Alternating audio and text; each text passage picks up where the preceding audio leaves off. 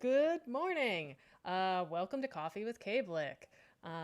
Today we have two guests, actually. One is my colleague Elizabeth Cousins, and then we have our featured guest today, who is Brenda Sullivan from Gravestone Girls. So let me pull up the agenda. So, what is Coffee with KBLIC? For those of you who have been following along, you already know the drill. But Coffee with KBLIC is a community of entrepreneurs. And innovators who can get together and chat about different things. So, last episode, we talked about language justice. We talked about, in a few episodes ago, about like climate and sustainability. So, really, a lot of different kinds of topics that we have. Today, we're going to talk about Brenda Sullivan and her journey and starting her business. And we'll answer your questions. So, if we have any budding entrepreneurs in the audience, it'd be great to hear from you. Brenda, why don't you introduce yourself? Okay, I can do that. Good morning, everyone. My name is Brenda Sullivan. The name of my business is Gravestone Girls. We are cemetery artists and historians. We do a bunch of different things. I lead cemetery tours. I teach gravestone rubbing classes. That's rubbing, not robbing.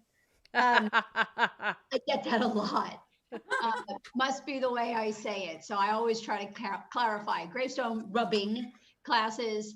I lecture about the evolution of gravestones and cemetery history. And we also create sculpted art pieces made directly from the faces of original colonial New England gravestones.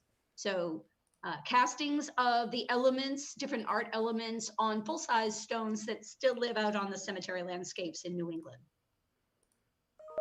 Wow, that's quite a bit. And then, Elizabeth, can you just say hi? Hi, everybody. I Uh, was trying to figure out my sound stuff, I but think we're it's so excited to have Brenda here with us today. so. Elizabeth's a research librarian at the Kirstein Business Library. Along with me, I am a business and technology librarian. So we thought we would all have a chat today and sort of about because we help a lot of small businesses, and we thought today would be sort of an interesting class, especially or class. Wow, interesting chat. Just in by virtue of the fact that with the pandemic raging, and you have such a niche business, you're still able to thrive and actually really actually grow your business in a little bit. Can you talk a little bit, just sort of actually, why don't we take a step back, Brenda, and actually talk a little bit sort of how you got into this? Because I think there are a lot of people right now who might be in between jobs, might have just got laid off, or are looking to sort of diversify their income so that they can be a little bit more secure. Can you kind of explain to us your journey to become Gravestone Girls? Absolutely. So Gravestone Girls as a business is a hobby run amok. So I grew up in Massachusetts. Uh, I grew up in a house that was interested in art and history. My mother was an antique dealer. My father did her restoration work. I was always surrounded by that kind of stuff. I went to school and got an art history and restoration degree. And you really can't live in the Northeast without being exposed to all kinds we're one of the oldest parts of the country. So we've got some of the oldest surviving examples in particular of gravestones and cemeteries. Um, basically grew up going to the family cemetery very regularly. Mm-hmm. My grandfather died when I was little, and my grandmother came to live with us. So very Mm-hmm. much in the tradition of that generation, you went to the cemetery often to plant the flowers and tend the graves and just visit.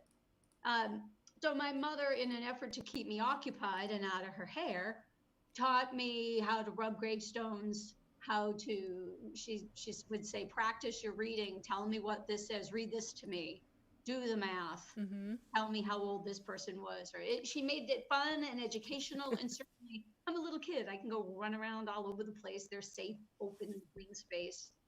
So the years go by, and I've got all of these gravestone rubbings, all these two-dimensional pieces of paper, and I have a desire for the whole thing. I have a few favorite gravestones that I want to take home, and I knew that it would be frowned upon if I removed them from the cemetery landscape. So I used my education in art and history and to figure out, to develop a process that is safe to take into the cemetery and collect the images off of them off those old stones by making an impression.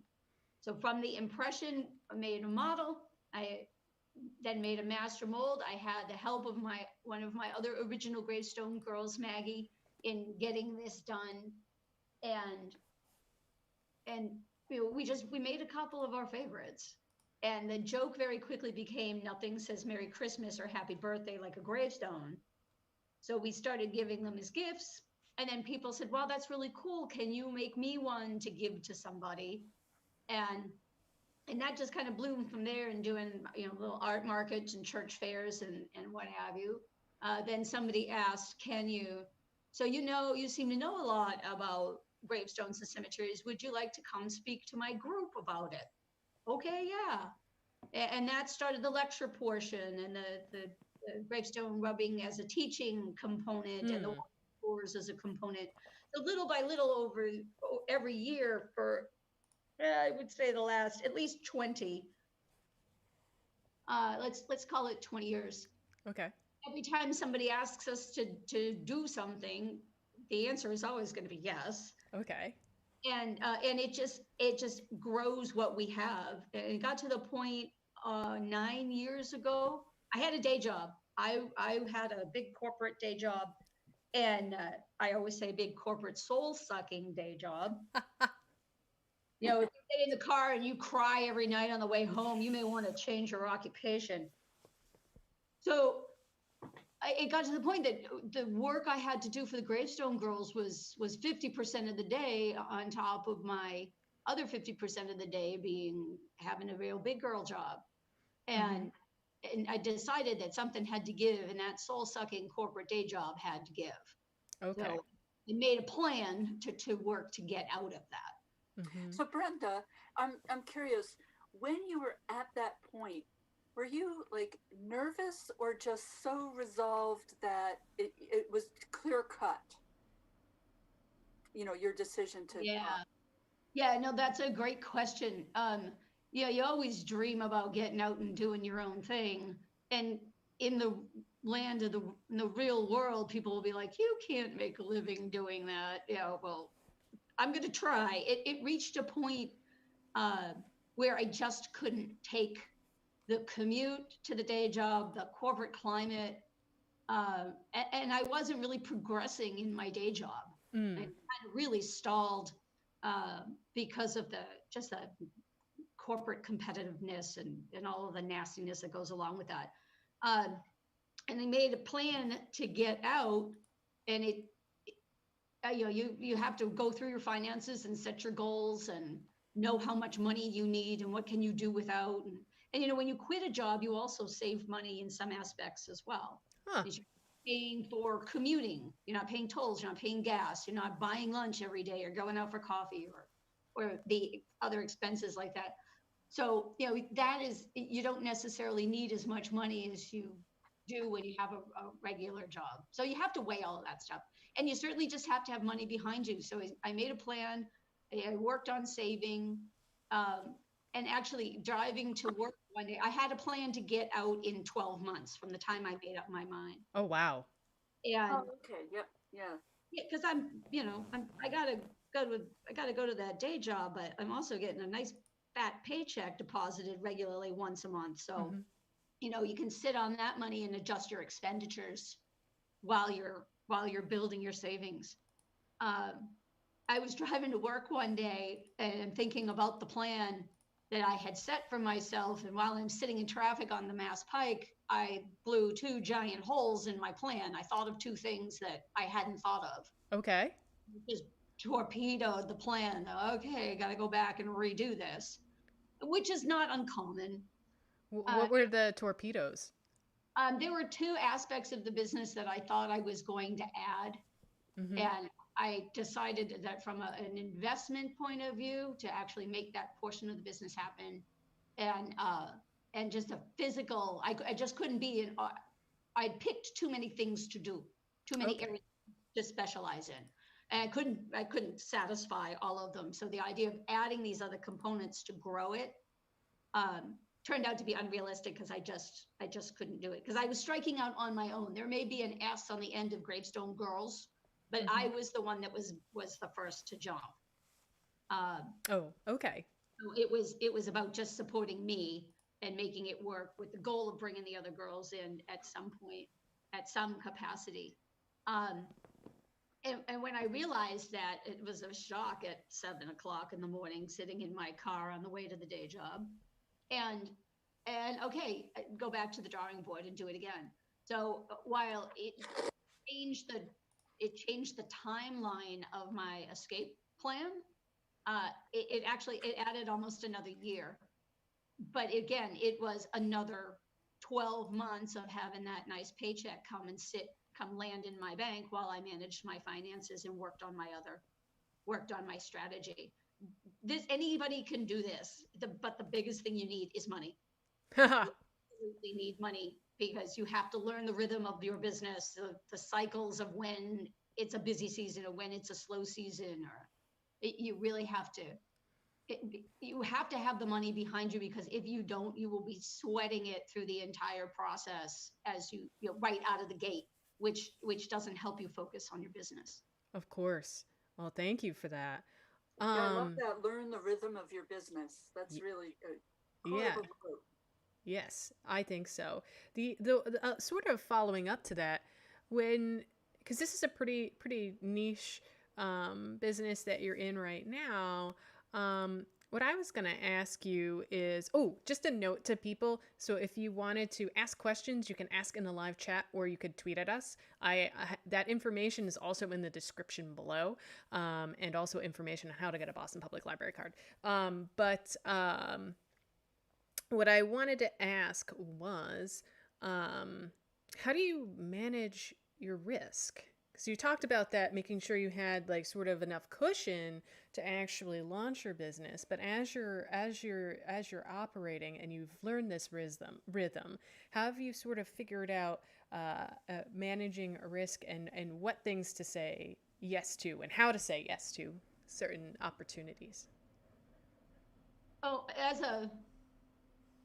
anybody that has a job, your financial planners and that will always tell, well, one of the cardinal rules is you're supposed to have 6 months worth of cushion, just regularly. So if you lose your job, you have something to fall back on. Now, whether we're actually able to execute that, that's a whole nother story. But that's always supposed to be a foundation just in general.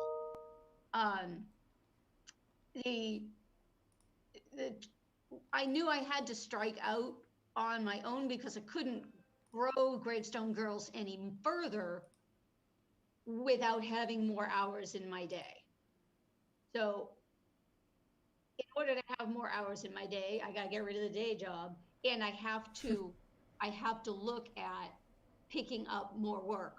But it also gives me the opportunity to go out and solicit people for more work. So really, I kind of say yes to everything. Certainly, I say yes to the things that bring me money. If somebody says, "Oh, can you do a program for me?" Why, yes, I can. And if I get asked to do something that I haven't done before, but maybe it's been on my mind, maybe we should move into doing commission pieces or for genealogists, or maybe we should look into for the service of going in and locating your cemetery lots, for people that live farther away that trace their ancestry here. Maybe we should offer mapping and identification once we find it. Maybe we should offer cleaning, what is a new twist on a program? And a lot of it, I don't have to, I certainly have to think it up for myself, but I get a lot of great feedback from the foundation people that I work with, and they either bring me more ideas that I do for them, or they introduce me to other people. In the case of things like libraries and historical societies, genealogy groups, certainly in the age of the internet, all somebody has to do is tell their sister groups, hey, I just had this program from Gravestone Girls and it was amazing. And now all of a sudden everybody in that string knows. Like in Massachusetts, the libraries are all connected. You've got your own board. And my librarians were really, I did one program for one library, and she said to me, that was amazing. If I had known a presentation about gravestones and cemeteries could put this many butts in seats on a Tuesday night in my programming, I would have done this ages ago. And she followed it up with, are you busy enough? And I'm like, I have no idea what that means. Well, because all the libraries in Massachusetts are connected, if I put a review out for your program, you could get swamped with work. And I was like, bring it, let's go. Nice. And, and one tells the other, you tell two friends and they tell two friends and so on. A lot of it is very, very organic. And there are times that I have said yes to doing something that I go away and I go, gonna have to figure that one out. And I do. Yeah, somehow one of the jokes among the Gravestone Girls is it always works itself out. The work always gets done. I have no idea how that happens, but it just does. You have people that have expectations. You have deadlines. No different than any other job. And I used to work in manufacturing and sourcing, so part of my job was to make stuff happen. So I having that get skill. asked to do the impossible because we really used to, in my corporate job, we used to get asked to make the impossible happen, and we did it. So it's, and I'm really good at pressure on deadline. I make it with 10 or 20 seconds to spare, maybe. If not, deadline. So. I'm curious, what's your busiest time of year and when do you start to prepare for it? Oh yeah, that's a good question. It is. And that's part of that, the idea that it's a niche-y business. I originally thought it was niche-y too. And I mean, it is. I don't have a lot of competition. But you would think that as it started, I was like, okay, well, we'll just focus on October. Okay, now we'll just focus on September, October, maybe November, doing programming or fall market events that this concept fits into time-wise. And then what happened was it just kind of kept going. September to October became September to November, December. January, February is slow pretty much for anything because everybody's regrouping over the holidays. And but the groups that I work with, whether it's for making presentations or doing markets, a lot of them are very forward planning. So this year I can be talking to them about dates for markets or programs next year. And because the content of my lectures, it's not specific to a season. It's not Halloween oriented. So there's no problem to have a program in April about gravestones. And it's easy to understand that we could do a walk in the cemetery in July, do a sunset walk or something like that. So every year it just kept adding another month, where I used to be very cyclical, sort of March to early June, and then September to early November. Now it's basically March to December. Wow. And because it continues opportunities keep continuing to present themselves in programming, in walks, in markets, certainly in private commissions. The genealogy groups, they have regional and national conventions at all different times of the year. Libraries, the libraries inland are doing programming in the sort of the spring and the fall, and they kind of lay low in July and August. Well, the libraries on the Cape are looking for programming in July and August. Because that's where everybody goes for the summer. Yeah. So they're looking to entertain and educate the people that are down there for the summer. And it's again, I to anything. I'll always give something a whirl.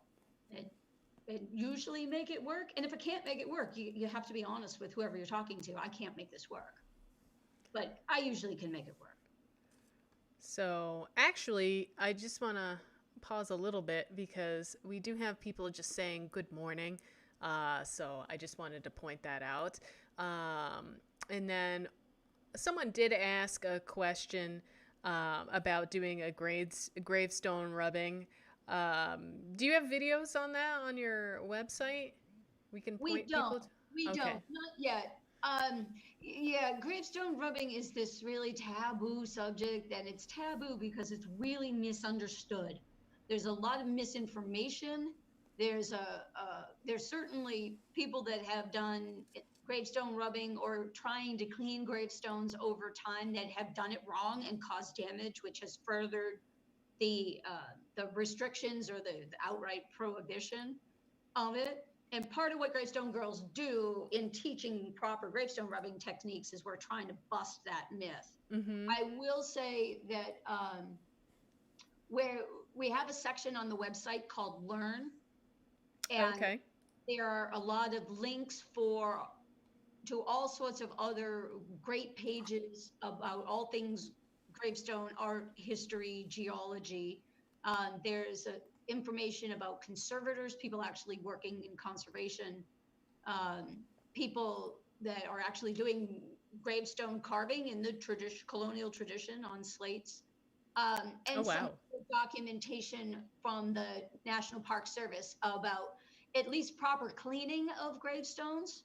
I am working on putting information together to be available on the website for proper gravestone cleaning, but it needs to be very clear and Right. very specific. And actually, here you go. There's that thing where I go, that's a good idea. Maybe we will put a video with it Ah. rather than just documentation on how to do it so that it can really be seen and people can really see how it works without reading something and possibly misunderstanding the direction of the language that we have in there. So see, I never say no. Actually, we have another comment. I took your class on gravestone rubbing many years ago and I loved it. I would love to take it again. So, Business coming in. Fabulous. You know what? I'll tell you another way I got into that, sort of spreading the gospel about Gravestone Girls.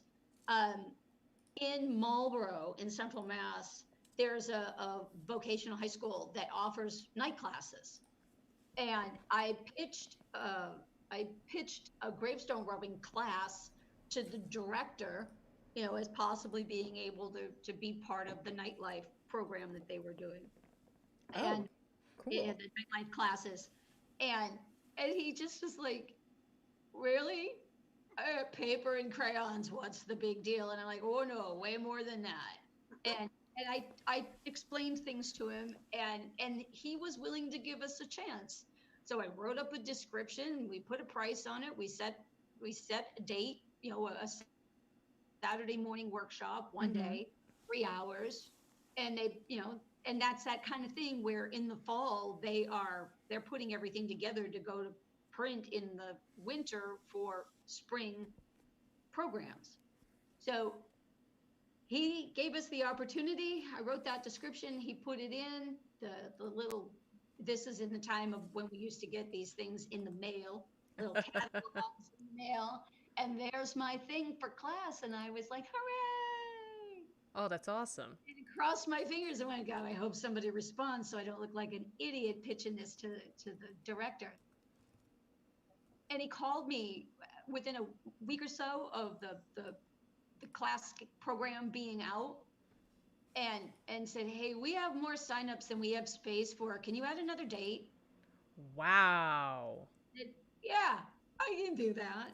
And we ran them for quite a while, and until enrollment dropped off, and I think it was just because we saturated the market in that area. But Okay. It's wonderful to hear that people would, somebody that took it in the past would like to come back and do it again. So there you go. I'm going to add something else to my to-do list because it's just about the time that it was Assabet Valley in Marlborough. If they're still doing after dark programming, their adult programs, it's probably about the time that they're gathering solicitations for proposals for programming. So why not let the Gravestone Girls submit a program, um, submit a plan to do a gravestone rubbing class and see if we can get some dates on the calendar for the spring. People will be itching to go out by springtime. It's one of the reasons why, under normal conditions, it's one of the reasons why we do that stuff. The outdoor, particularly the rubbing classes, we'll do them in the early spring because people are just itching to get out after being inside all winter. Oh, I didn't even think of that. That's like an activity where you can actually social distance. Yeah. Yeah, walks too. I've been trying to put a walk on the calendar for November, and I've just been so busy I haven't gotten to it. Just gravestone, do it directly, not through anybody. Mm-hmm. And now I'm kind of kicking myself with this really great weather we've got. Great time to stomp through the cemetery. Yeah. I mean, it's always a good time to stomp through the cemetery. We've been out there in rain and snow and everything else, but in those more harsh conditions, we're sort of the exception rather than the rule. Yeah.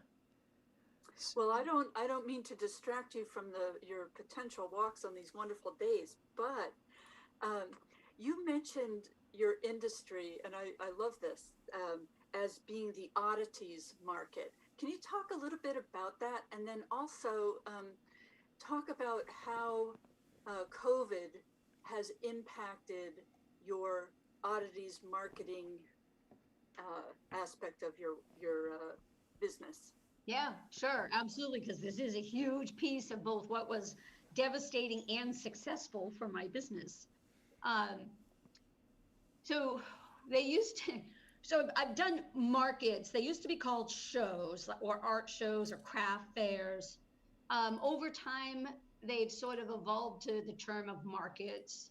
And this whole genre shot out from that to be oddities markets. And the thing that I always find entertaining about this is oddities used to be just that, unusual, Mm-hmm. whether it was medical specimens or religious objects or funerary objects or shrunken heads and pickled punks, whatever. Yep. They out of the mainstream. They used to be weird. They used to be odd. Mm-hmm. And what's happened is they became a concept or a market concept unto themselves. Right. And certainly we fit into that. Um, and there are whole markets we do that are just, there's the oddities flea market, there's the oddities and curiosities expo, there's the Brooklyn oddities flea, Daughters of Darkness. We got them all, and it's fabulous. And I think it does a couple of things. So it puts all the freaky deaky stuff into the mainstream that shows that it really is much more mainstream than we have cared to talk about in the past. Mm-hmm. But it takes it shows that the taboo we had for things like liking cemeteries and gravestones actually is much more prolific than we think. There's always when I tell people what I do for a living, the first thing most of them say is, "Oh my God, I love the cemetery. I let me tell you my cemetery story. Let me tell you about my favorite cemetery. Let me tell you about my favorite gravestone." And they're just so happy to find me as an outlet because they think they're in the minority, and they are not. So isn't that weird? It's so weird. Yeah. In New England, it is, but the you can't argue with the numbers, the results, the feet on the ground. I mean, they are cheek to jowl in these places. Oh wow.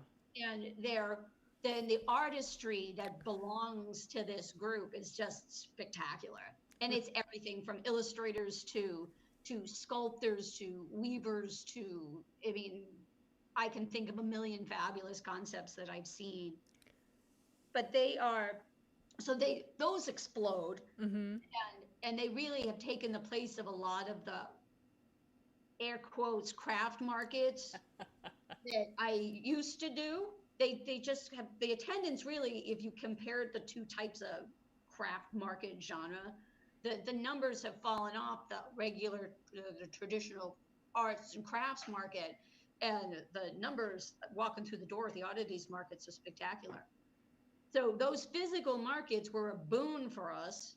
And it isn't just local. There, we participate in one in Brooklyn, one in Philly. We Mm-hmm. participate in one that pops up, does travels all around the country. 10, no, I think they're at like 20 different states now. So it allowed me to also pack up the car and get on the road to bring my New England, my very specific niche New England gravestone art outside of the Northeast. And I did it partially to see how it would translate. Oh, If yeah, you don't live here, you don't know what this is. that's true. So what do you think? You know, when I have a whole booth, when I have a 10 by 10 booth full of this stuff, what does it mean to you? Do you like it? Do you understand it? Will you buy it? So all those live markets were terrific. I don't know how many states I visited on my oddities trips last year, but I can tell you that I left home one day and came back 4,000 miles later, 4,000 miles in three, one, two, four different markets in 4 different states. So I went from Massachusetts to Louisiana, Ooh. North Carolina, Louisiana, Kentucky, Michigan, and home. Wow. Yeah, nobody said I was smart. That's that thing where I don't say no, and then I go, wow, really? Did I just agree to that? Okay. Ah. So, you know, whatever. You do what you have to do, and you have to experiment. That was completely an experiment. It was going to cost me a lot of money to be out on the road, to Mm-hmm. travel, to stay. And I needed to find out if it was worth the investment, because it was an investment.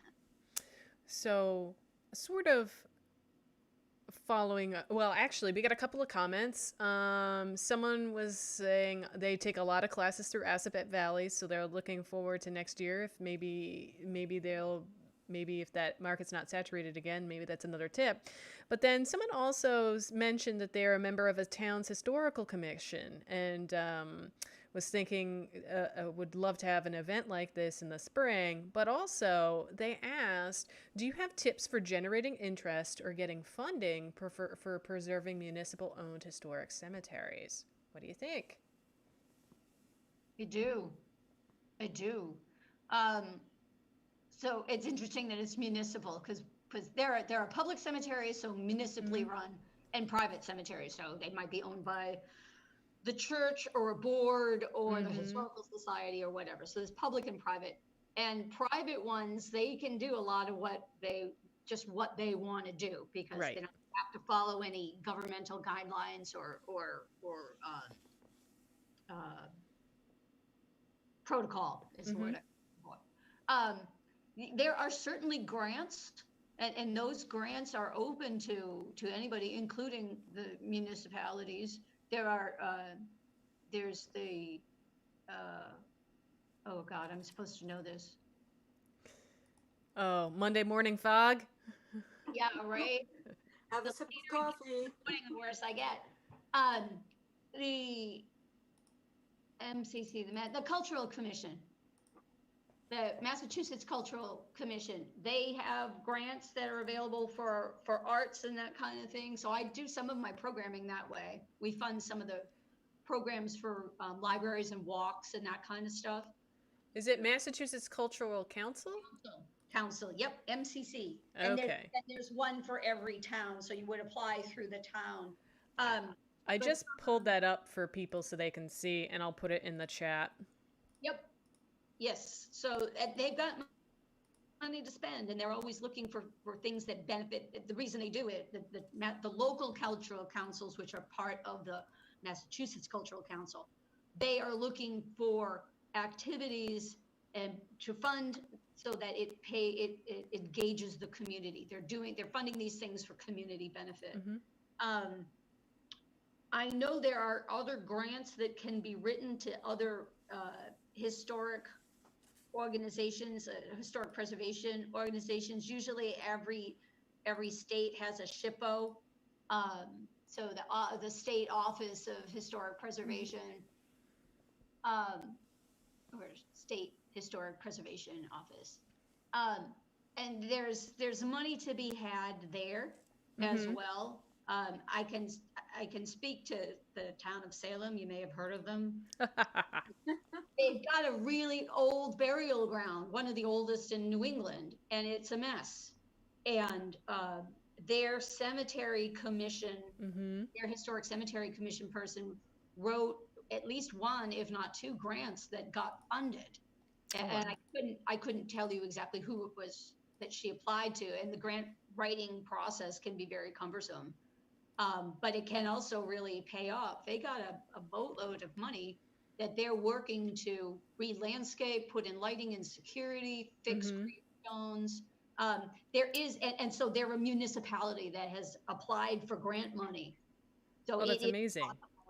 It is available. And certainly just from a municipal point of view, or even for the privates, ask your community to come out and help. Get someone that will be able to teach them how to properly mow the lawn, or clean gravestones, or reset gravestones. It's not rocket science, but it needs to be taught properly. And if you call on the community to come volunteer for those efforts, you will find they come out in droves, because they really they love the space and they really want to help support it. And a lot of people are very cognizant of the idea that, particularly in the case of municipalities, there's often barely money to mow the lawn, never mind doing resetting or cleaning, or even just documentation, mapping and photography to do documentation. Cool. So Brenda, you've mentioned in a prior conversation about how mowing lawns causes more damage to the gravestones than rubbing. And I think a lot of people have this idea that rubbing is dangerous. Can you speak to that a little bit? I would love to. Absolutely. So we tend to think that stone is an indestructible material because it's stone, and really nothing could be farther from the truth. They are, stone is a genre. Then there are types of stone within that. So in the cemeteries, there are things like slates and marbles and granites and sandstones. And each one of those geologies has their own specific makeup. And some are very durable and some are not so durable. So I think the best way is to put it in a visual, that the next time you go out in the old, particularly the older cemeteries, the colonials and the ones from the 19th century, where you have slates and marbles and sandstones, when you walk by old slate gravestones and you see white horizontal striations across the lower faces of them, those are from weed whackers. When you walk by stones that have chips, big hunks out of the bases at the ground level, whether it's the stone in themselves or the actual base, if it's set into a base, those big hunks, those are the lawnmowers running into them. Oh. There is a way to properly mow the lawn. It takes more time and manpower than is typically available. And the object of the game of mowing lawn is to get it done and keep up with it. Right. So that's how that stuff happens. And if you do a gravestone rubbing, when you take a class with the Gravestone Girls about doing a gravestone rubbing, we teach you 5 basic things. 1, get permission. 2, know how to choose the right candidate. Know how to identify the stone, whether or not you should even bother. If it's even safe to touch it. Use a barrier between the stone and your working surface. Use the right materials. And then point number 5, clean up after yourself. Act like you were never there. Again, it's not rocket science, but there's a right way to do it and a wrong. And when it's done wrong, it causes damage. And sometimes it's damage you can't even see, particularly when you're cleaning. So you think you're doing it the right way, but you could very well be doing more harm than good. And it's why it's important to understand what you're doing before you ever go out there and do it. Sure. I just want to take a quick step back just so folks know. Thank you for that description. I pulled this up briefly, sort of while you were talking and giving the pointers to that viewer. So thank you for that. And certainly funding can be used to help get training and all that jazz. But we at the Kirstein Business Library actually do help with folks finding funding. We have drop-ins every Friday at 11, I believe. I can pull up the calendar. But we have drop-ins every week if you wanted to learn how to search the database. My colleague has also dropped the Foundation Center database in the chat, and the Foundation Center is a database that you can use to search for grants for your nonprofit or if you are a government entity. I will say that some grantors do not give to municipal agencies, so be careful to look at some of the limitations that are in those grant information, but you can access that from home with your library card and PIN. And instructions are in the description for folks who want to learn how to get a library card. But you can email us at ask@bpl.org if you have questions about research too, and so we can help with that. Okay. So I just looked it up. The drop-in grants is at 11 o'clock on Fridays. Oh, yes. 12. Thank you. I couldn't remember, which is so sad. If I could, I actually didn't finish the thought that. Oh, I'm so sorry. No, that's fine, because I told you I can talk about this stuff all day. We only have an hour, but I could do this for 10. So, but one of the things that I think is important, particularly at this point in time in our world of business and jobs, and being able to explain how the pandemic has affected myself my business as an entrepreneur, in relation to Elizabeth's question way back when, that I got off on a tangent. So we were doing all of those physical markets, and I was logging all of those miles, and I was all over the place, and it was fabulous.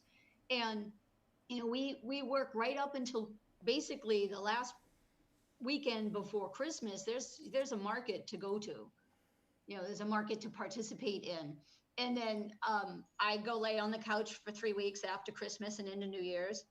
And then mid-January or so, I start working on, I've already collected all kinds of things that I need to do for the spring.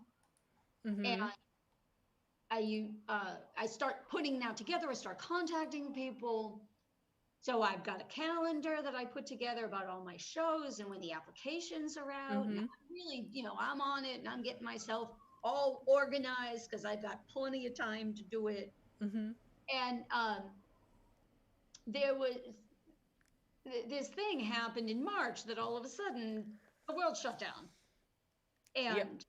And all of a sudden I am seeing emails come in canceling markets, canceling programming. I also sell wholesale, so you can find Gravestone Girls goods in places like King's Chapel, the Witch House in Salem, the House of Seven Gables, Emporium 32, all those guys in Salem, as well as a bunch of others. And March is typically the time that those places start ordering for April delivery. They typically want them in the middle of April because that's Marathon Monday, along Freedom Trail. That is school vacation. That's sort of the start of the tourist season for those kind of entities. Well, yeah, if they're not open, they're not ordering anything. So that stuff went out the window. Oh, man. And I really started to panic, as did everybody else. And I thought, oh my God, am I going to have to go get a big girl job again? I can't do that. I don't even know how to do that. And what happened, and I think this is another excellent example. We, and I mean the collective we all went, oh my God, how am I going to make my library work? How am I going to make my programming work? How am I going to make my cake business work? Well, guess what? Get online, make it virtual, deliver, be creative. And I think that as dark as all of this has been, it has been a boost in creativity in terms of being business owners and business hosts. All of a sudden, It started with a great event in Salem called the Daughters of Darkness. They were Okay. going to have a weekend long market at the beginning of April, and they canceled in the middle of March when everything started to close, and Oh, wow. they got on it and they turned it virtual. There are two women businesses that have come together to form this oddities market group with Daughters of Darkness, and they're a little bit younger. They're pretty tech savvy, and they say, and I heard this from a lot of the organizers that went virtual. They just figured it out. They're like, Mm-hmm. we're going to make this virtual, and they were the first ones to do it, and they did it, and they did it well. And the market over time, so many of my markets have gone virtual, Mm-hmm. and they're not just a list of, it isn't an organizer. It's the same organizers that were putting together the physical markets. Right. Now they're making events out of it, and they've got websites, and they've got a Facebook event page, and they've got a landing page on Instagram, and we promote each other by tagging Mm-hmm. and adding other vendors in our own stories, introducing new merch, offering discounts. And the organizers have made it not just about the vendors, but about activities as well. So you can sit in on a yoga class. You can sit in on a hair jewelry seminar. You can sit in on you can have your tarot done, and it has become sort of like popping on the TV and sitting down in front of it and participating in all the activities the same way you would if you were able to physically be there. I always when I participate in the markets like that and I get asked to do a vendor profile, I go live from a cemetery somewhere and I take you for a walk. Oh, that's awesome. And it's, I just did one Saturday for the Gothic Arts Market we were involved in this Saturday and Sunday. We usually travel to New Haven to go participate in that really fabulous market. Mm-hmm. And they went virtual with it. And uh, my vendor participation was I stopped at the cemetery on the way home and we took a walk it was 70 degrees in November and the leaves were down and it was 4:04, so the daylight was perfect. And Yeah. I will say the switch, the pivot to virtual has been amazing. And I've talked to friends that have businesses that haven't done it, didn't know about it, didn't think it was worth it, whatever the case may be, that they didn't participate. And they have not had the success I have. And Okay. and it's kind of sad because I actually have a lot of work. They really do pay. And I'll tell you a little something I learned Okay. this weekend, and last weekend, actually. So part of the technology obviously is very important. Right.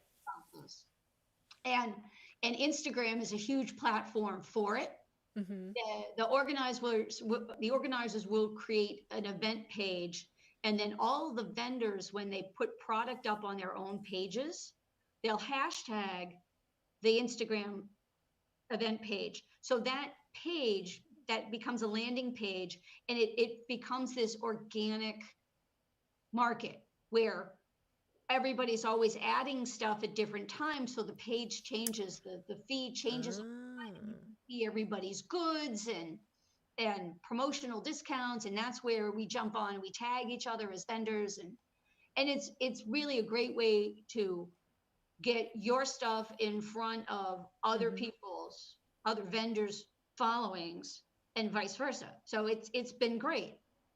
So I was participating in 2 virtual markets last weekend. Oh, wow. Orders are coming in. It's fantastic. It's amazing. And all of a sudden, about noon on Saturday, it stops. And I'm like, what happened? Did my website crash? Is my email working? Are the pages up? What's going on? So I went a couple of products up on the Gravestone Girls Instagram page and tagged the markets. And then I go look at the market pages and they're not coming through. And what I get is a message from Instagram that said, hashtag updates are being suspended in most cases to stop with any interference in the presidential election. Oh, Oh, huh. And it brought everything to a skidding stop. oh, And even though the election is now over, they were still making that block over the weekend. So I had what should have been a really great market that I was participating in, that we just couldn't get the word out the way we usually do, because Instagram blocking the hashtags. wow. It didn't seem to matter what the hashtag was. It was just like, yeah, we're just stopping all of them. So some got through and some didn't, but certainly the pace of it slowed to a crawl. So that was something nobody anticipated, and it was, it's virtual and it's technology, and we can be impacted by that as well. So it's a total learn as you go. But Yeah. most of the time, that's really the only drawback. Everything else has been quite successful. So it sounds like really in running a business, there's all kinds of rhythms that could get disrupted. Like COVID was a rhythm disruptor to your business and to the whole web of kind of support businesses or other industry relationships that you have. The going to virtual markets and the robust way that those were supported. Are there any sort of takeaways that you have for people around that? This hashtag thing is another rhythm disruptor. It was something you were counting on. Any wisdom or takeaways for us? You have to be flexible. Yeah. Flexible. You have to be able to turn on a dime, and you have to be willing to try. Some of my friends that have businesses like mine, that I know from doing physical markets, that's how we met. When I have asked them, are you participating in these virtual markets? Are they happening in your area? Are you connected with anybody that's doing them? Yeah, no, that's not my thing. I don't know how to do that, or I don't think it's worth my time. Well, it's better than nothing. When there is no physical market to go to, it's better than nothing. Give it a whirl. I mean, I didn't know anything about landing pages and all of that, and making stories and posting. I know a little bit. I know just about enough to be dangerous. But it is, again, maybe I need a t-shirt that says this. It's not rocket science. Right. There is definitely a level of fear that you have to overcome. And in my presentations, doing them, all my presentations that were canceled in the spring with my libraries and all my other groups, they picked up. We put them back on the calendar in the fall and then some, and we did them all virtually. And everybody says, oh yeah, we know how to do this. We're pros at this, or this is the first time. I'm not really sure how this works. And you have to be willing to go out on a limb. Yeah, you can't take it too seriously. We have, we've all had our cats walk in front of the camera, or while we're on a Zoom call, or or your other half goes, hey, what's for dinner? But it's not. It isn't damaging. It's kind of fun and lighthearted, and we just all kind of roll with it. You can't just stop. Right. So actually, along with that, just like, I don't know how things are going to play out, but a question was asked in the chat: will you stay virtual and no longer travel once things clear up? I mean, that's hard to know, but what do you think? It's an excellent question, and it is yet to be seen. Yeah. I think for people with corporate jobs or that that can work from home, I think that's going to change their landscape a lot. For people that sell goods, I think it will add. I think it will stay in some cases, but do I foresee it going 100% virtual and we all just stay home in front of our computers? No, I don't think so. Particularly in the short term, when COVID is under control and it's okay to go to local places as well as cross state borders and travel, people are going to be out in droves. I did the Providence has done a great job. The Providence Flea has done a great job working with the city of Providence to do in-person markets outdoors. They've Okay. been doing them since August. They extended to, they usually end in October. They extended the first two Sundays of November. So Sunday, November 1st, I was out there and it was threatening rain and cold and windy, and Yeah. people came. And I was out there yesterday, Sunday, November 8th, and it was 70 degrees and warm and sunny and beautiful, and the people came. Yeah. They want to be out. The market, the Providence Flea is moving indoors to a new space Mm-hmm. that is it looks really beautiful, and it's supposed to be state of the art with its ventilation, and it's all everything they're doing is all very COVID compliant. And that we keep talking amongst ourselves and saying, will the people come? And I think they will. And talking with people yesterday, they're like, we can do something indoors. Oh God, yes, let me come. I don't think we're going to move to move to a point in life where we just sit in front of our screens and have meetings and buy stuff. I still think there's going to be time. There's going to be a time and desire to go out, even in the long run. Mm-hmm. We are very social creatures. Mm-hmm. But if some of my markets or some new markets come along and they're all virtual, yeah, sure, I'll participate. Absolutely. I'll be flexible. I'll do both. I'll do everything. I say yes to everything and see how it works. Flexibility. Yeah. So we are almost at the top of the hour. So I just wanted to say, I don't know, quickly, I don't know if you might give people some advice about pursuing their passion or just like a quick thing. Because like you talked about being flexible, you talked about taking a chance, you talked about saying yes. But is there anything else to someone who's starting a business or has a passion project that you would like them to know when they are starting? Can I co-opt a famous phrase? Just Go. do it. Oh, Just, yeah. I mean, it's, when I get asked that question by, just people in my booth going, oh my God, I love this. I wish I could do it with whatever passion project it is that I have. I tell them, do it. If I can make it happen with gravestones, whatever it is that you can do, whatever you do, whatever you love, it's entirely possible. You just do it. Awesome. Actually, tonight we do have a workshop on that sponsored by General Assembly. So I think there are some seats left, but I just wanted to point that out to folks, like if they wanted to check that event out, that is something that you can do. So if you're not quite sure about how to pursue your passion, you can do that as well. You can also contact us.